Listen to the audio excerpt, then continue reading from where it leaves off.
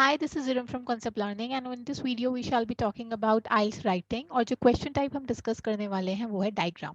ठीक है, हम इसमें तीन चीज़ें डिस्कस करेंगे, ओवरव्यू, स्ट्रक्चर, टिप्स और लास्ट में हम एक एग्जाम्पल अटेम्प्ट करने की कोशिश करेंगे। ओवरव्यू में आपको एक ब्रीफ डिस्क्रिप्शन दे देती हूँ डायग्राम वाले क्वेश्चन का। क्या होता है, आपको डायग्राम दिया हुआ होता है, एक डायग्राम या दो डायग्राम्स, मोस्टली दो डायग्राम्स होते हैं।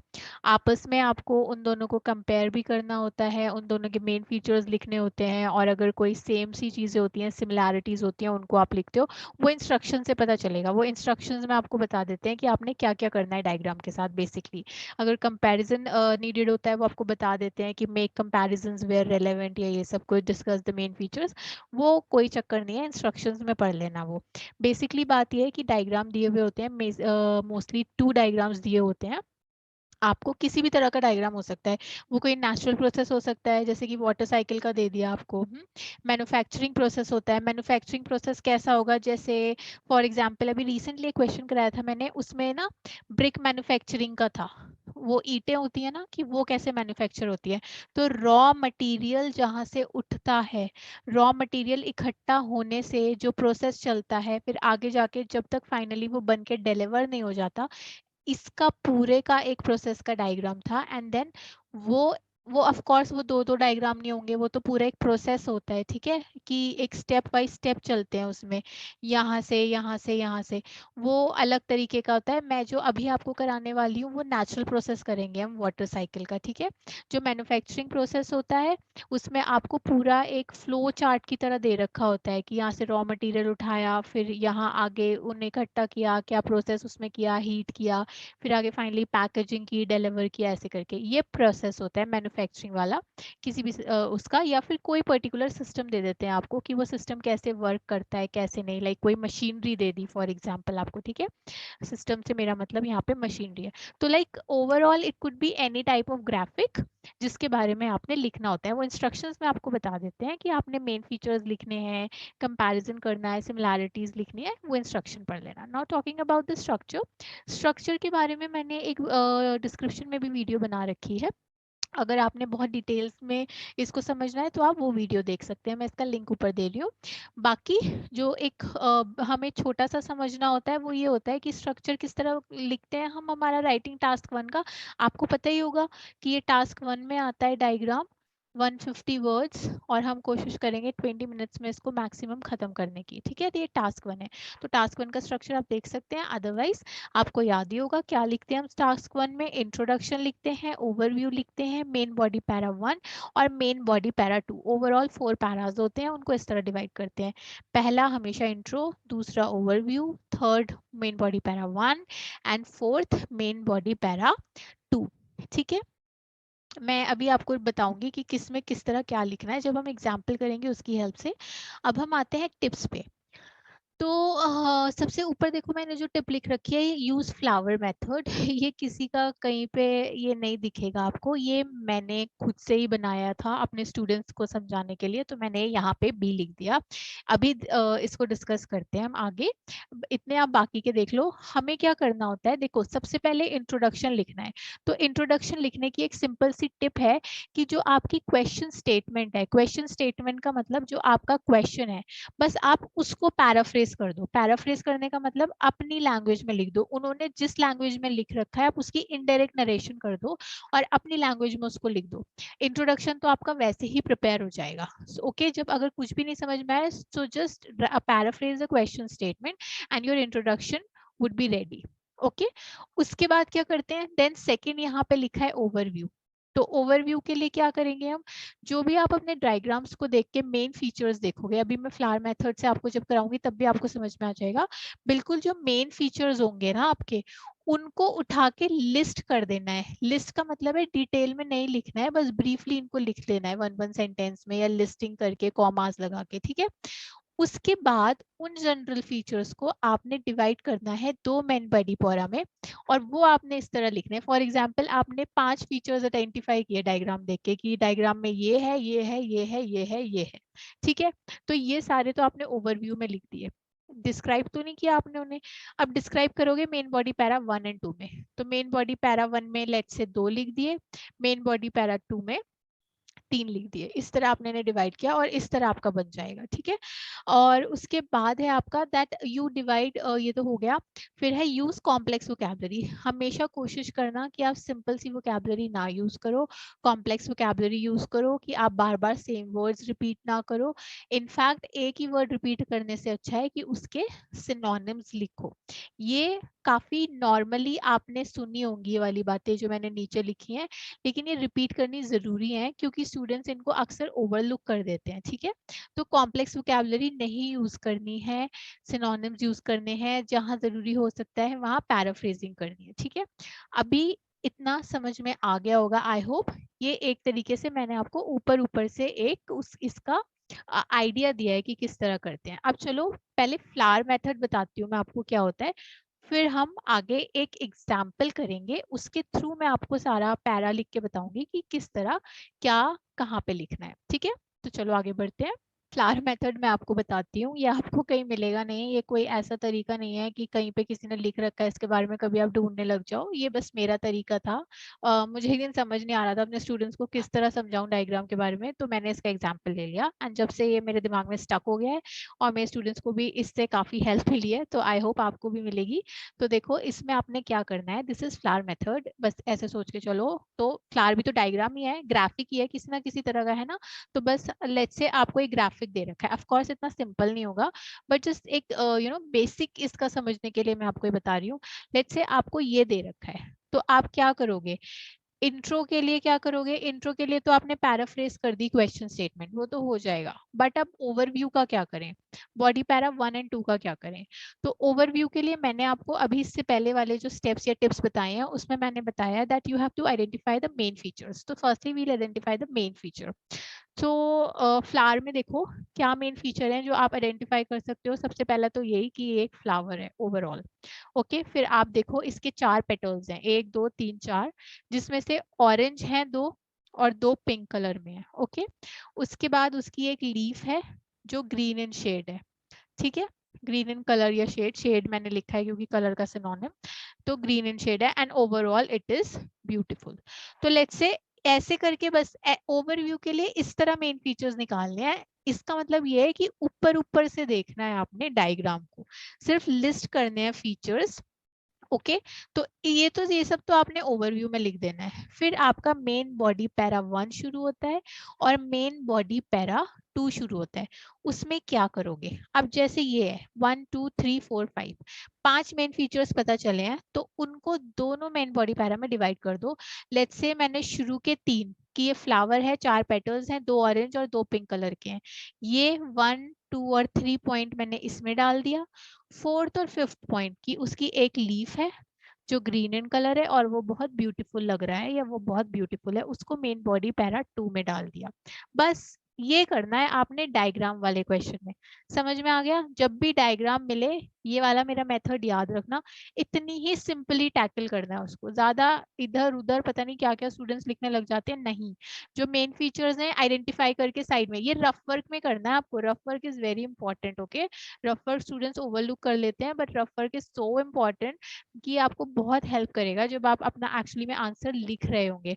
सो शुरू के 2 3 मिनट प्लीज रफ वर्क को देना ताकि एफिशिएंटली अपना आंसर लिख सको with full on coherence and cohesion, right.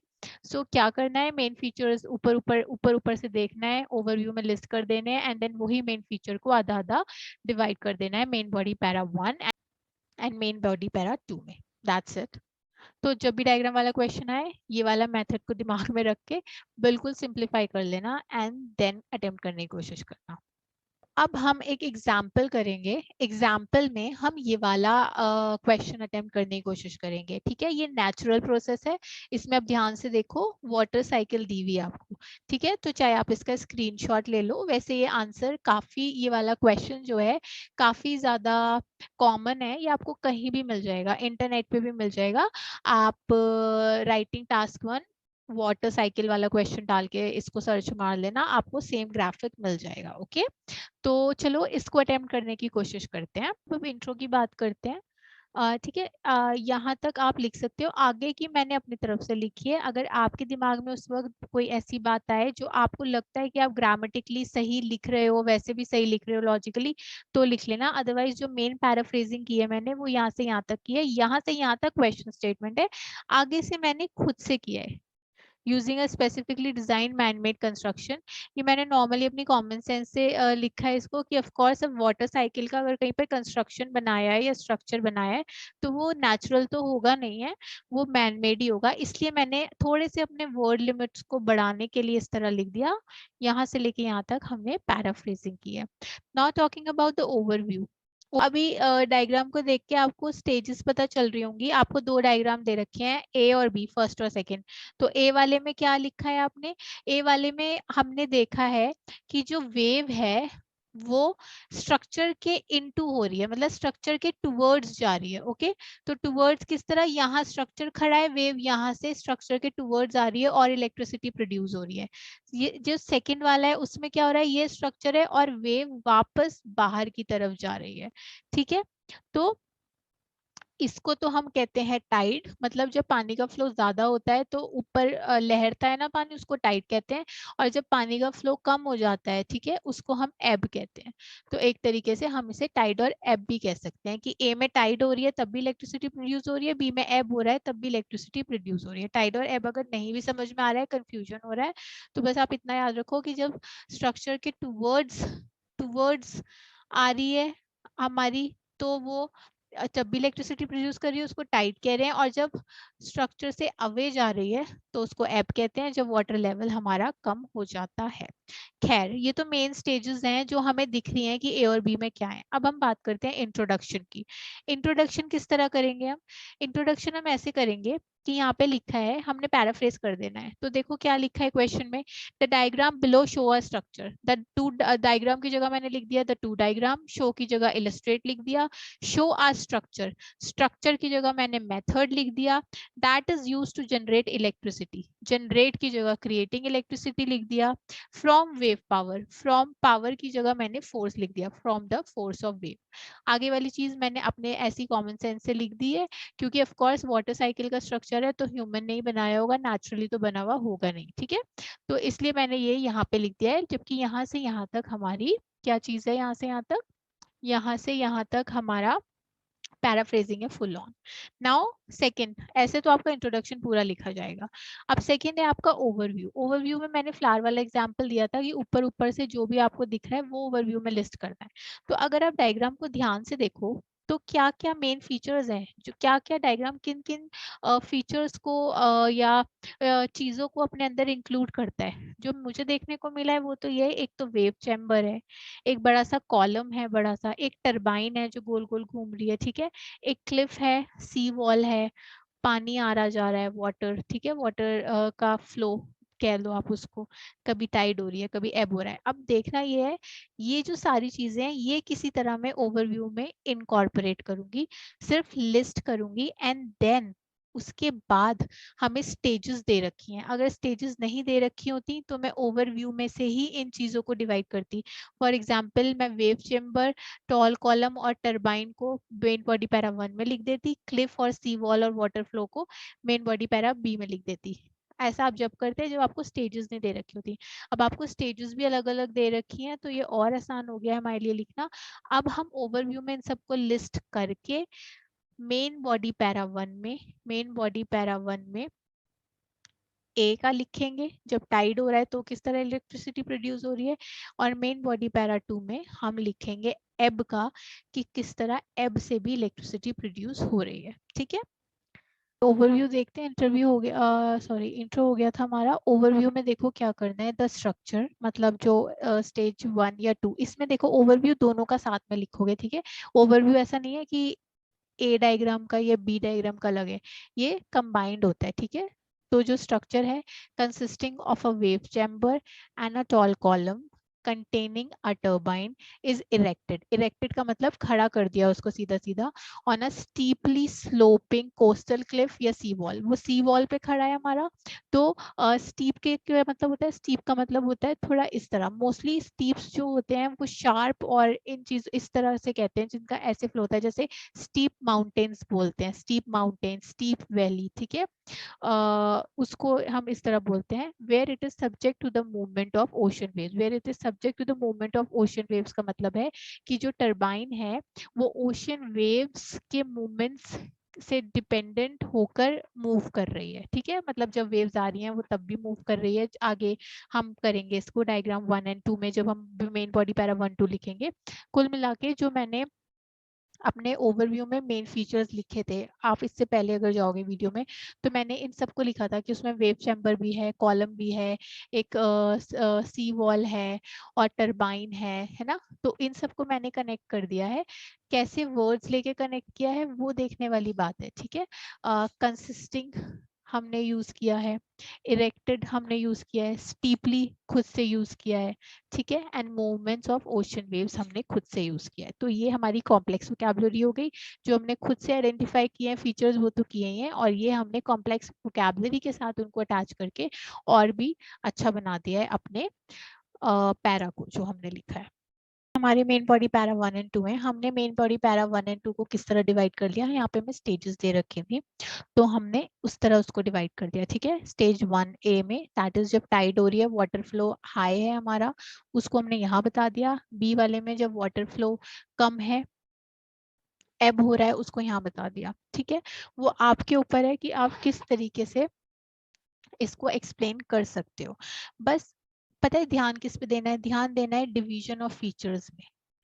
ठीक है, डिवीजन ऑफ फीचर्स. आप फीचर्स को किस तरह डिवाइड करके पैराज में कर पा रहे हो, उससे ही आपका कोहेजन एंड कोहेरेंस मेंटेन होगा एंड बाकी सब हो जाएगा. तो देखो यहाँ पे the first diagram shows how the incoming wave fill a large chamber and forces the air inside the space of the column and through the turbine. ठीक है, the pressure of air rotates the turbine which generates a current of electricity. बस मैं आपको सच बताऊं तो यहाँ तक हमारा स्टेज ए है. इन्होंने हमें ये बताया है कि इनकमिंग वेव्स जो हैं वो किस तरह चैम्बर को फिल करती हैं और जो फोर्स है, पावर है एयर की, वो किस तरह टरबाइन को मूव करता है और उसका प्रेशर किस तरह टरबाइन को रोटेट करता है जिससे इलेक्ट्रिसिटी बनती है. देखा जाए तो यहीं पे स्टेज ए की बात हो रही है.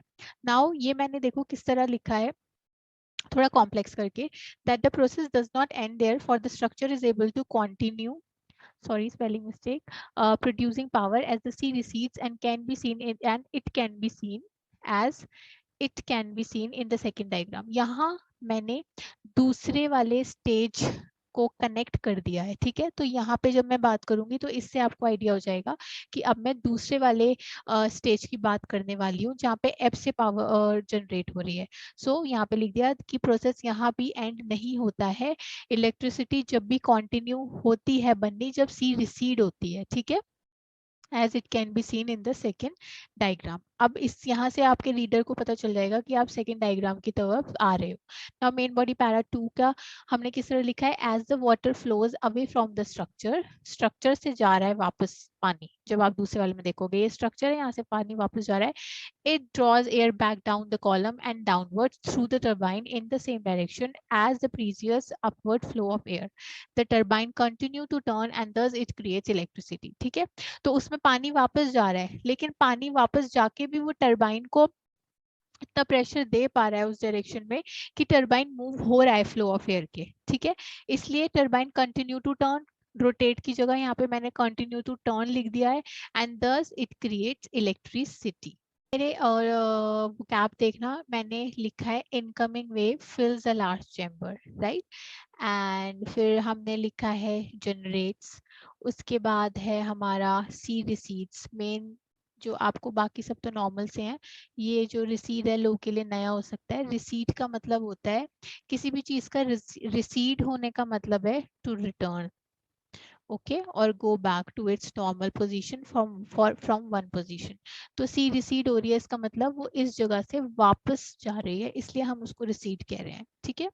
And can be seen, it can be seen in the second diagram. उसके बाद बस ये वाला तो मैंने आपको समझाई दिया है। तो ये हमारे दोनों बॉडी पैरा लिखे गए हैं। राइट, तो ये वीडियो यहीं तक थी। आई होप आपको थोड़ा बहुत आइडिया मिला हो। देखो, जिन चीज़ों को आपने ध्यान में रखना है वो क्या है। एक तो आपने स्ट्रक्चर ध्यान में रखना है, ठीक है, ये मेन होता है। स्ट्रक्चर को ध्यान में रखो। जब भी आप डायग्राम वाला करो तो मेरा फ्लावर मेथड एक बार याद करने की कोशिश करना, उससे आपको ओवरव्यू लिखने में हेल्प मिलेगी, ठीक है।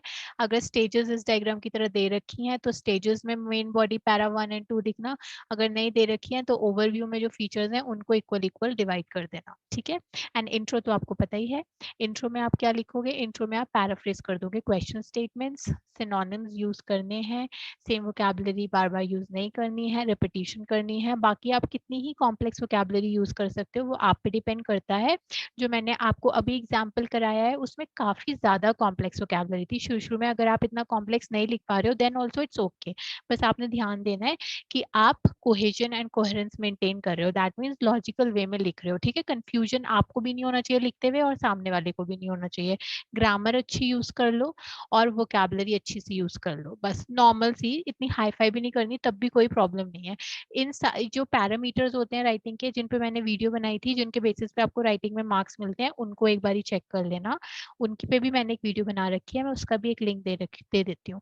तो जब तक इन सारी चीजों को जो मैंने इसमें बताया है इनको अध्ययन करना एंड वो पैरामीटर्स को ध्यान में लिखना, फिर आपका काफी अच्छा आंसर बन जाएगा होपफुली, ठीक है। अगर कोई भी क्वेरी हो आप कमेंट्स के थ्रू पूछ सकते हो या फिर आप हमें इंस्टाग्राम पे भी डीएम कर सकते हो। एंड या मैं ऑनलाइन एंड ऑफलाइन दोनों कोचिंग प्रोवाइड करती हूँ। So if you are interested then feel free to DM me और contact me. I shall be more than happy to help you. Okay, till then, bye bye, take care and all the very best.